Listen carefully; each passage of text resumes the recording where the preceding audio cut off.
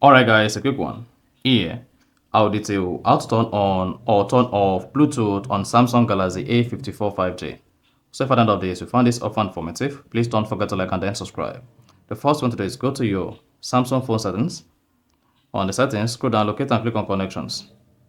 You should say Bluetooth, click on Bluetooth. Now to turn on Bluetooth, toggle this on. Then you should say Bluetooth turning on. To turn off Bluetooth, then toggle this off.